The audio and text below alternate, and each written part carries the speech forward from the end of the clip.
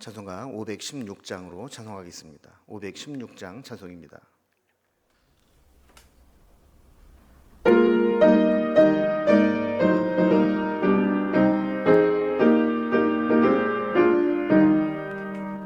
옳은 길 따르라 의의 길을 세계 만민의 참된 길, 이 길 따라서 살기를 온 세계에 전하세. 만 백성이 나갈 길, 어두운 밤 지나고 동튼다. 환한 빛 보아라 저 빛, 주 예수의 나라 이 땅에 곧 오겠네 오겠네. 주 예수 따르라 승리의 주, 세계 만민이 나갈 길과 진리요 참 생명, 내 창검을 부수고 다 따르라 화평왕. 어두운 밤 지나고 동튼다. 환한 빛 보아라 저 빛, 주 예수의 나라 이 땅에 곧 오겠네 오겠네. 놀라운 이 소식 알리어라. 세계 만민을 구하려 내 주 예수를 보내신 참 사랑의 하나님. 만 백성이 따를 길, 어두운 밤 지나고 동튼다. 환한 빛 보아라 저 빛, 주 예수의 나라 이 땅에 곧 오겠네 오겠네. 고난 길 헤치고 찾아온 길, 많은 백성을 구한 길, 모두 나와서 믿으면 온 세상이 마침내 이 진리에 살겠네. 어두운 밤 지나고 동튼다. 환한 빛 보아라 저 빛, 주 예수의 나라 이 땅에 곧 오겠네 오겠네. 아멘. 오늘 함께 나눈 하나님 말씀은 구약성경 예레미야서 6장 16절에서 30절까지 말씀입니다. 예레미야 6장 16절에서 30절까지 1060면에 있습니다. 말씀을 제가 봉독하겠습니다. 여호와께서 이와 같이 말씀하시되 너희는 길에 서서 보며 옛적 길 곧 선한 길이 어디인지 알아보고 그리로 가라. 너희 심령이 평강을 얻으리라 하나 그들의 대답은 우리는 그리로 가지 않겠노라 하였으며, 내가 또 너희 위에 파수꾼을 세웠으니 나팔 소리를 들으라 하나 그들의 대답이 우리는 듣지 않겠노라 하였도다. 그러므로 너희 나라들아 들으라. 무리들아 그들이 당할 일을 알라. 땅이여 들으라. 내가 이 백성에게 재앙을 내리리니 이것이 그들의 생각의 결과라. 그들이 내 말을 듣지 아니하며 내 율법을 거절하였음이니라. 시바에서 유황과 먼 곳에서 향품을 내게 가져옴은 어찌함이냐. 나는 그들의 번제를 받지 아니하며 그들의 희생 제물을 달게 여기지 않노라. 그러므로 여호와께서 이와 같이 말씀하시니라.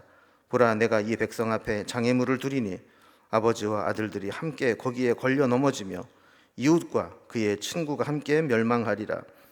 여호와께서 이와 같이 말씀하시되 보라, 한 민족이 북방에서 오며 큰 나라가 땅끝에서부터 떨쳐 일어나나니 그들은 활과 창을 잡았고 잔인하여 사랑이 없으며 그 목소리는 바다처럼 포효하는 소리라. 그들이 말을 타고 전사같이 다 대열을 벌이고 시온의 딸인 너를 치려 하느니라 하시도다. 우리가 그 소문을 들었으므로 손이 약하여졌고 고통이 우리를 잡았으므로 그 아픔이 해산하는 여인 같도다. 너희는 밭에도 나가지 말라. 길로도 다니지 말라. 원수의 칼이 있고 사방에 두려움이 있음이라. 딸 내 백성이 굵은 배를 두르고 재에서 구르며 독자를 이름같이 슬퍼하며 통곡할지어다. 멸망시킬 자가 갑자기 우리에게 올 것임이라. 내가 이미 너를 내 백성 중에 망대와 요새로 삼아 그들의 길을 알고 살피게 하였노라. 그들은 다 심히 반역한 자며 비방하며 돌아다니는 자며 그들은 놋과 철이며 다 사악한 자라.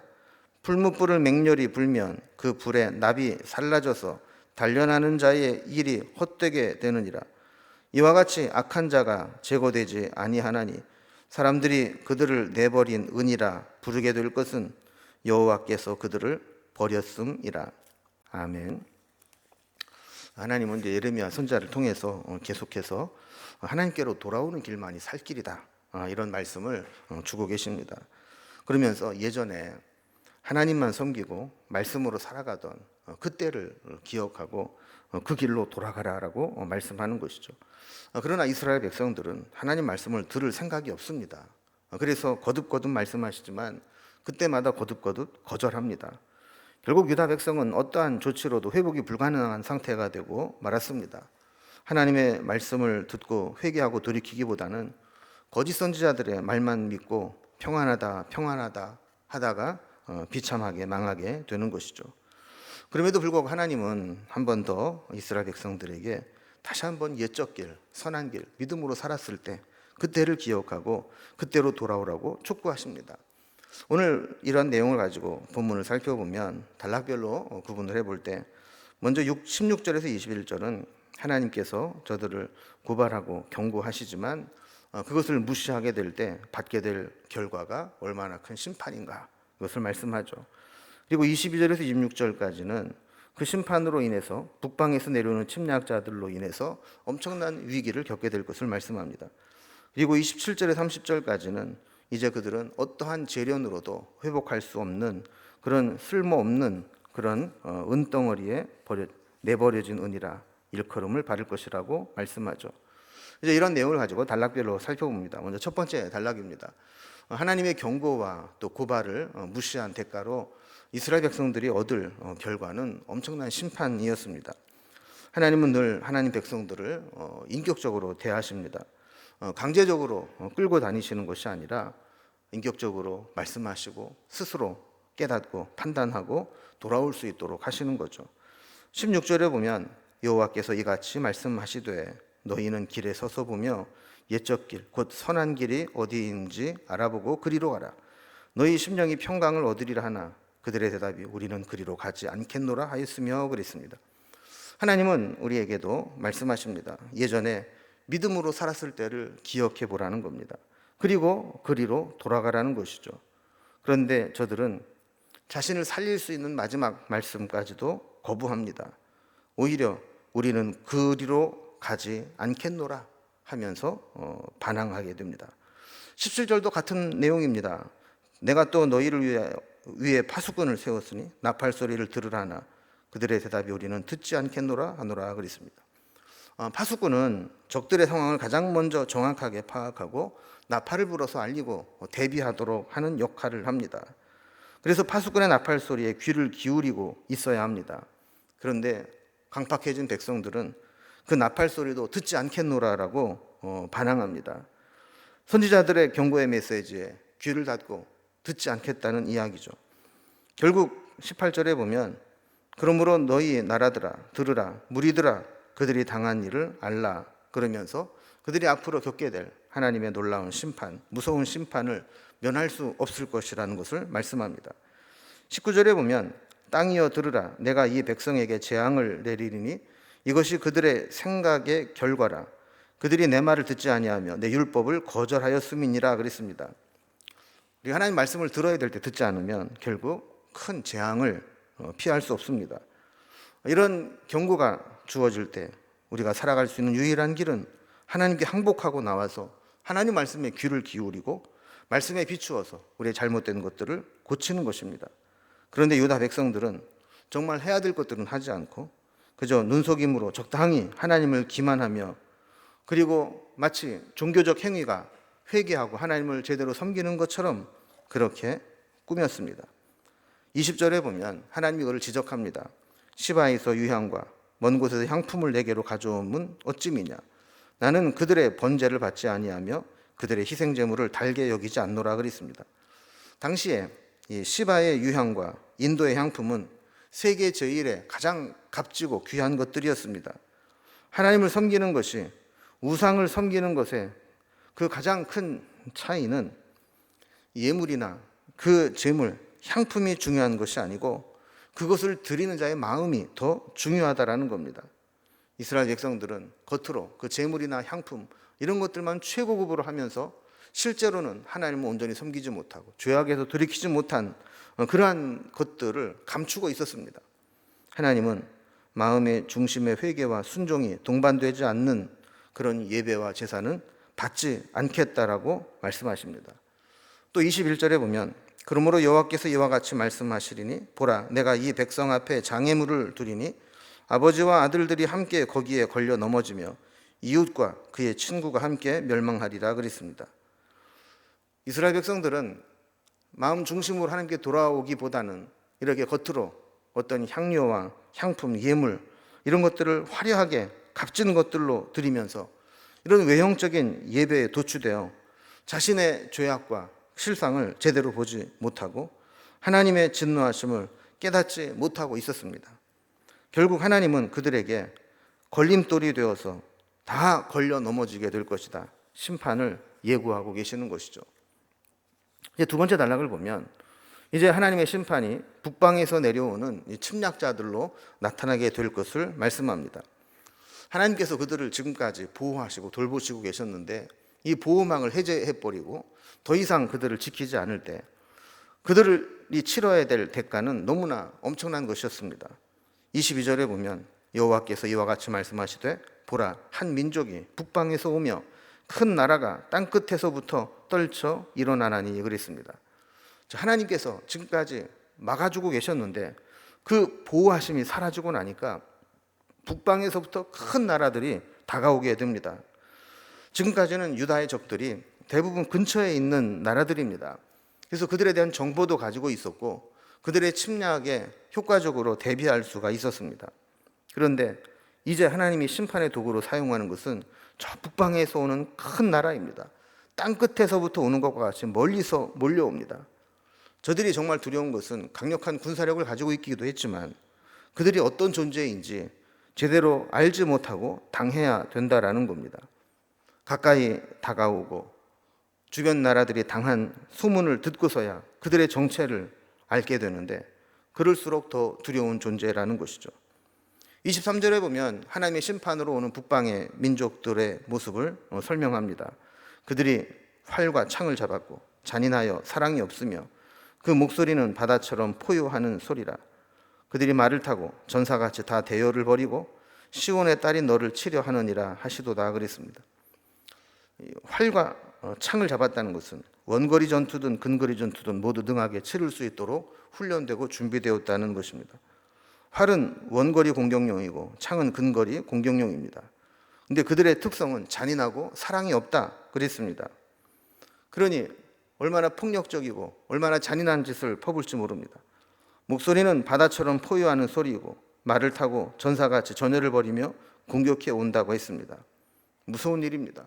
이렇게 잘 훈련된 군사가 좋은 무기를 가지고 그것도 잔인하고 포악한 성품을 그대로 가지고 와서 짓밟게 된다는 것은 마치 모든 민간인들은 그런 잘 무장된 군대를 이기지 못하는 것과 같은 것이죠. 24절에 보면 우리가 그 소문을 들었으므로 손이 약하여졌고 고통이 우리를 잡았으므로 그 아픔이 해산하는 여인 같도다 그랬습니다. 처음에는 북방 땅끝에서 오는 자들처럼 실체를 알지 못했지만 점점 다가와서 그들이 행하는 소식을 들어보니 바벨론 군대가 얼마나 잔인한지 그 소식과 소문을 들을수록 손이 약해지고 고통이 사로잡습니다. 전의를 상실하고 두려움에 빠지게 됩니다. 바벨론의 침략은 마치 출산의 고통과 같이 엄청난 아픔과 고통을 안겨줄 것입니다. 25절에 보면 너희는 밭에도 나가지 말라 길로도 다니지 말라 원수의 칼이 있고 사방에 두려움이 있음이라고 했습니다. 심판의 날에는 밖에 나다니지 말고 가만히 있으며 숨어 지내는 것이 상책입니다. 괜히 나가서 얼쩡거리다가 무슨 일을 만날지 모릅니다. 나가면 원수의 칼이 있고 사방에 두려운 일이 숨어져 있습니다. 26절에 보면 딸 내 백성은 굵은 배를 두르고 재에서 구르며 독자를 이름같이 슬퍼하며 통곡할지어다. 멸망시킬 자가 갑자기 우리에게 올 것임이라 그랬습니다. 굵은 배를 두르고 제에서 구르는 것은 극도의 슬픔을 표현하는 것입니다. 만약에 바벨론 군대가 실제로 예루살렘으로 들어오게 된다면 마치 독자를 이름같이 슬퍼하며 통곡해야 될 일이 있을 것이라는 것이죠. 저들은 갑자기 기습하여 오듯이 들어옵니다. 특히 독자를 이름같이 슬퍼하라 그랬는데, 독자를 잃는다는 것은 그 가문의 혈통이 끊어진다는 것을 의미합니다. 우리나라도 대가 끊어지는 것을 옛날에는 조상님에 대한 불효, 가문의 수치, 가장 고통스러운 일로 여겼습니다. 이제 소망이 없고 미래가 없는 그런 민족이 된다는 것이죠. 이제 세 번째 단락을 보면 그들이 아무 쓸모없는 버림받을 수밖에 없는 존재라는 것을 어떤 재련으로도 정금을 얻을 수 없는 그런 회복 불가능한 모습이라고 지적합니다. 27절은 하나님의 예레미야 선지자를 향해 하신 말씀입니다. 내가 이미 너를 내 백성 중에서 망대와 요새로 삼아 그들의 길을 알고 살피게 하였노라 그랬습니다. 마치 망대와 요새처럼 파수꾼을 두어 실상을 깨닫게 하고 백성들에게 알리는 그 사명을 예레미야에게 주셨다는 것입니다. 우리가 보통 같은 위치에서 있으면 멀리 있는 것이 안 보이기 쉽습니다. 그러나 멀리 올라가서, 높이 올라가서 높은 망대에서 요새로 삼아서 살피게 되면 멀리 있는 것까지 보이게 되죠. 이제 예레미야에게 그런 사명을 맡겼다는 겁니다. 자, 28절에 보면 유다 백성들을 하나님이 이렇게 평가하십니다. 그들은 다 심히 반역한 자며 비방하며 돌아다니는 자며 그들은 놋과 철이며 다 사악한 자라. 이것은 하나님께서 예레미야를 망대와 또 높은 곳에 세우신 요새로 세우시면서 경고하셨지만 결국 그것을 거부하고 심판을 받아 마땅하다라는 것입니다. 저들은 하나님께 반역하고 비방하며 돌아다닙니다. 얼마나 뻔뻔한지 놋과 철과 같다라고 이야기합니다. 그 정도로 말씀 앞에 순종하지 않고 완고하게 살아가는 것입니다. 그래서 하나님은 놋과 철 같은 이스라엘 백성들을 풀무불로 단련시키려고 했습니다. 29절에 보면 풀무불을 맹렬히 불면 그 불에 납이 살라져서 단련하는 자의 일이 헛되게 되느니라. 이와 같이 악한 자가 제거되지 아니하나니라고 했습니다. 예전에는 금속을 재련할 때 납을 함께 넣어서 풀무질을 하면 이 납이 이 불순물들을 흡착해서 순도 높은 금속을 재련해낼 수 있었다고 합니다. 그런데 이 불순물이 너무 많으면 납을 넣어서 재련을 하는 것이 아무런 의미가 없습니다. 예를 들어서 흙덩어리에다 납을 넣고 재련한들 그게 순금이나 좋은 금속이 나오겠습니까? 마찬가지로 하나님께서 이 모양 저 모양으로 시련도 주고 고통도 주면서 이스라엘 백성들의 죄악을 흡착해내고 주님께 돌아오려고 했지만 저들은 그렇게 재련해서 바꿀 수 있는 그런 상태가 아니라는 겁니다. 너무 악이 많아서 도저히 바로잡을 수 없는, 폐기 처분할 수밖에 없는 그런 상태가 되었다는 거죠. 아무리 재련을 해도 불순물이 너무 많아서 도저히 거기에서 쓸만한 것들을 추출해낼 수 없게 되면 버릴 수밖에 없는 것이죠. 그래서 30절에 보면 사람들이 그들을 내버리느니라 부르게 될 것은 여호와께서 그들을 버렸음이라 하고 했습니다. 이제 하나님도 포기했다는 것이죠. 기다릴 만큼 기다렸고 말씀을 전할 만큼 전했지만 그럴수록 더 거부하고 반항하고 세상의 죄악으로 가득 채우게 될 때 불로 재련하려고 해도 그것이 불가능하게 되었다는 겁니다. 여러분, 우리도 종종 옛적에 처음 은혜 받았을 때 순전함을 가지고 있는지 우리를 돌아보아야 합니다. 새 것이 좋다고 새로운 세상 풍조에 우리의 마음을 빼앗기고 세상에 달려가면 안 됩니다. 처음 사랑을 버리지 않고 옛적 순수했던 믿음의 길로 돌아가기로 결단하는 우리의 신앙이 될 수 있기를 주님의 이름으로 기원합니다. 기도하겠습니다. 하나님 아버지, 이스라엘 백성들이 옛적 길, 믿음의 길로 돌아오라는 하나님 말씀을 끝까지 듣지 않고 거부하다가 아무리 이야기를 해도 듣지 않게 되고 죄악만 가득하게 될 때 폐기처분할 수밖에 없는 버려진 은이라는 평가를 받을 수밖에 없다는 것을 살펴보았습니다. 우리도 우리의 마음과 생각과 삶 속에 죄악이 더 이상 물들지 않도록 주님께서 우리를 재련하실 때 정결한 금과 같은 믿음으로 다시 거듭날 수 있도록 우리의 삶을 준비할 수 있도록 인도해 주시옵소서. 우리가 세상에 물들지는 않았는지요. 옛적에 처음 사랑 믿음의 길을 버리고 세속적이고 세상적인 길로 가고 있지는 않은지 늘 돌아보게 하시고 믿음의 행진을 이어갈 수 있도록 인도해 주옵소서. 오늘도 믿음으로 살아가며 주님과 동행하기를 원하오니 우리의 삶을 받아주시고 이끌어 주시옵소서. 오늘도 하루를 살아가는 동안 주님의 은혜를 사모하며 예수님의 이름으로 기도드리옵나이다. 아멘. 각자의 기도 제목들로 자유롭게 기도하시겠습니다.